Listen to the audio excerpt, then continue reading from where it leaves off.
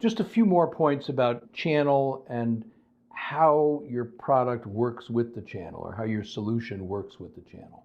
We've been talking about product market fit.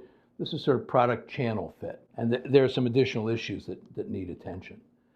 Basically, you can think about products as having more and more value added and more and more, let's call it distribution complexity. And the amount of that affects where you're going to have to distribute it and what kind of channel you're going to have to use. This diagram shows increasing marketing complexity on the y-axis and increasing solution complexity on the x-axis. So at the top right there, you see a product that's extremely hard to market and extremely complex to implement. That really requires some kind of third party like a systems integrator. A systems integrator can run interference for all of the complexity of your product, both the complexity of selling it to customers, which requires a whole solution sale, a long, drawn out, educational and evangelistic sale. And they can also handle the complexity of delivering the solution, which typically involves lots of professional services, may involve training, may involve follow-on actual operation of the solution, so on and so forth. The systems integrator is your glue with a very complex product or service. As you sort of move down there, you get things like WANs or mainframes. These are sort of old-fashioned examples, but those require a direct sales force because they're hard to sell and there's a bit of complexity involved in the solution. You need somebody standing there holding the customer's hand, talking them through the problem, telling them why they should buy it, selling them on it in person in a customized way. There's no way around it. The problem is that employing a direct sales force costs a lot of margin, costs a lot of money. If you have it yourself or even if you outsource it, that's a big investment. You need a product that's high enough margin and that's high enough revenue per sales event that it's worth having the direct sales force to do it. So if you run across a product that you can only sell for very little money, but which is going to need a direct sales force to sell, that's kind of a disconnect. That's kind of a no-no. That's something you should think about. Moving down this sort of ramp here, getting to things like LANs, mini computers, maybe even PCs and servers. These are low touch items that require quite a bit less in terms of hand-holding. Everyone kind of knows what a PC is by now. Everyone kind of knows what a local area network is. They kind of know how to set them up and what's involved.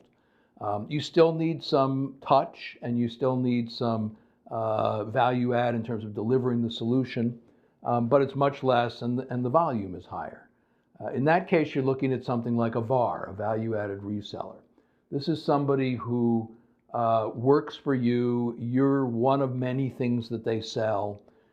They go in, they sort of assess what solution the customer needs, and they have a number of almost cookie cutter things in their book that they can use to solve that problem.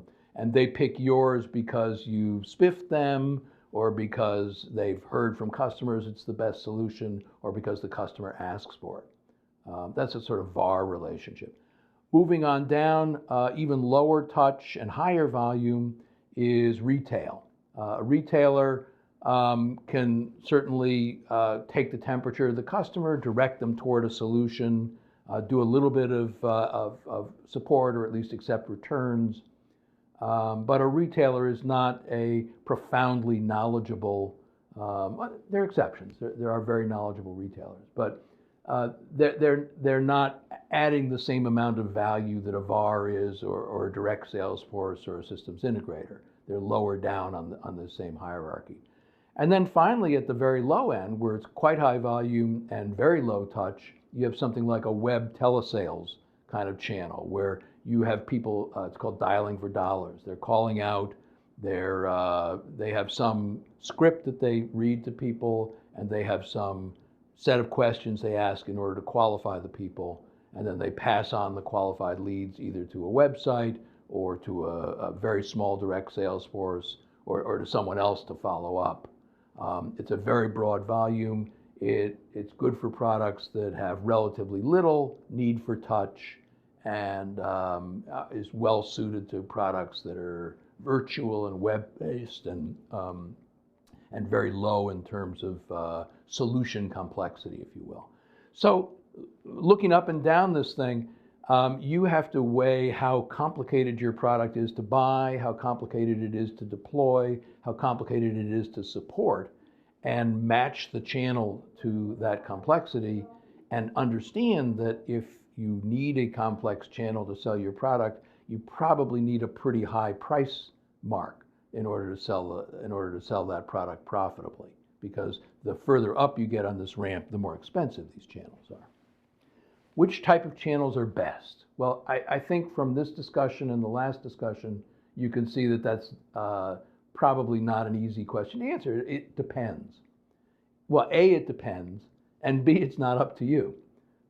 Customer segments generally want specific channels. They're used to buying products in certain ways, and it depends on what you need to add in the way of value to the product in order to deliver it to the customer.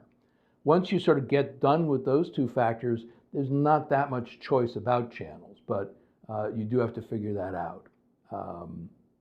It also may be different for different kinds of channels. So your sales channel may be one way, your distribution channel may be another way, and your support channel may be yet a third way. What you got to find is what we're calling product channel fit, and as we're saying, it falls out of what customers want now and what the needs of your solution are. So the main points are that channel is related to product and distribution complexity, that customers have channel habits that you kind of have to respect, that certain value propositions want or need specific channels depending on the level of touch and the level of difficulty implementing the product, and that there has to be some kind of channel product fit. Thank you.